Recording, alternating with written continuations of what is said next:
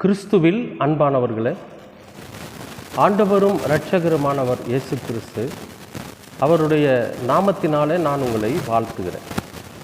இன்றைய அனுதின உணவில் கர்த்தர் நமக்கு கொடுக்கிற வார்த்தை சங்கீதம் 141:5. நீதிமான் என்னை தயவாய் குட்டி என்னை கடிந்து கொள்ளட்டும், அது என் தலைக்கு எண்ணெயை போல் இருக்கும். என் தலை அதை அல்ல தட்டுவதில்லை.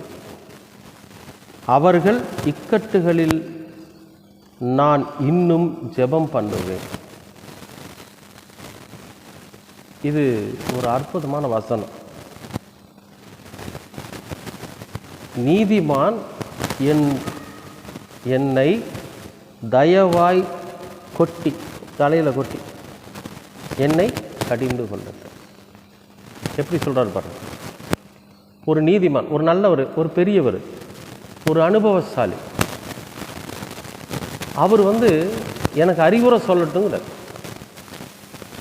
என்னை கடிந்து கொள்ளட்டும் அப்படிங்கிறார். கடிந்து கொள்ளட்டும் அப்படின்னா என்னன்னு கேட்டிங்கன்னா, சில பேர் பாருங்கள், நாம் ஒரு சில நேரங்களில் ஒரு சில தவறுகளை செய்வோம்.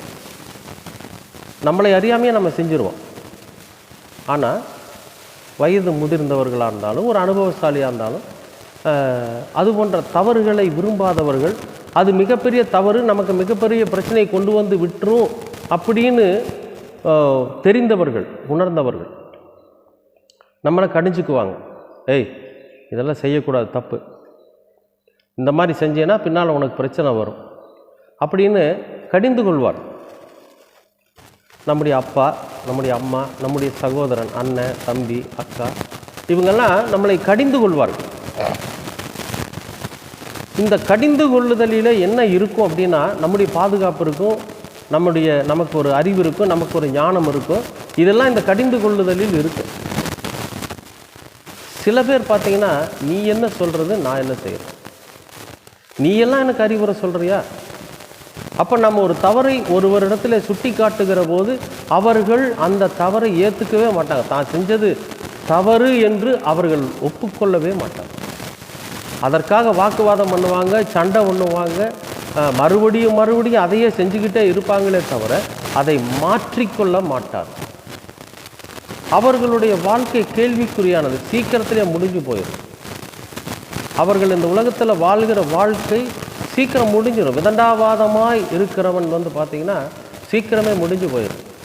அந்த நம்ம ஒரு தவறை ஒருவர் சுட்டி காட்டுகிற போது அதை ஏற்றுக்கொள்ளாமல் அதையே குறித்து தர்க்கம் பண்ணுகிறவன் யாருன்னா விதண்டாவாதம் செய்கிறவன். அவன் துன்மார்க்கன். அவனால் அந்த தவறை விட்டு வெளியே வர முடியலை. அதனால் அவனால் ஏற்றுக்கொள்ள முடியல.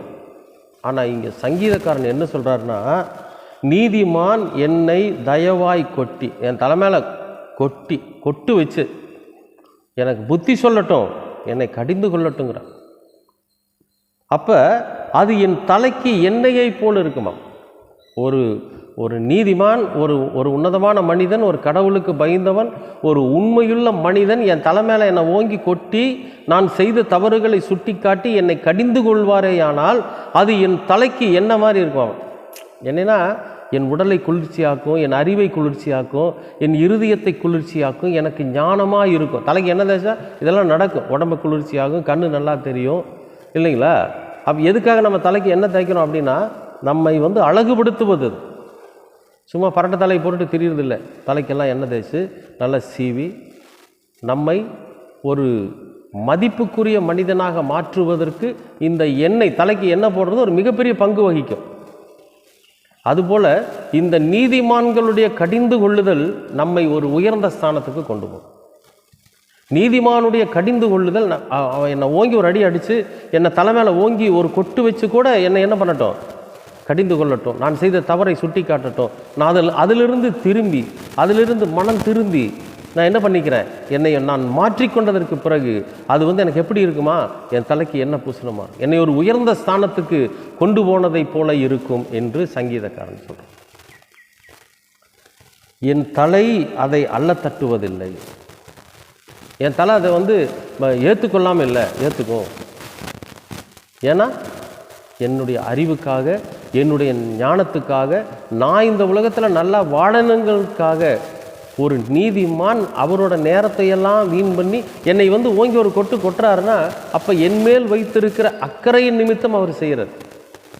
அந்த அக்கறையை நான் ஏற்றுக்கொள்ளுகிறவனாக இருக்க வேண்டும் சொல்கிறார் பாரு. அப்போ ஒரு நீதிமான் என் தலைமையில ஓங்கி ஒரு கொட்டு வச்சு எனக்கு அறிவுரை சொல்லட்டும், நான் அதை ஏற்றுக்கிறேன். ஏன்னா அந்த அறிவுரையானது என்னை உயர்ந்த ஸ்தானத்திற்கு, உயர்ந்த இடத்திற்கு கொண்டு போகிறதாக இருக்கும். அவர்கள் இக்கட்டுகளில் நான் இன்னும் ஜெபம் பண்ணுவேன். அவங்களுக்கு ஏதாவது ஏற்பட்டுட்டா நாங்கள் இன்னும் அதிகமாக ஜெபம் பண்ணிக்கிட்டே இருப்பேன். அன்பானவர்களே, எவ்வளோ ஒரு அற்புதமான வார்த்தை பாருங்கள்.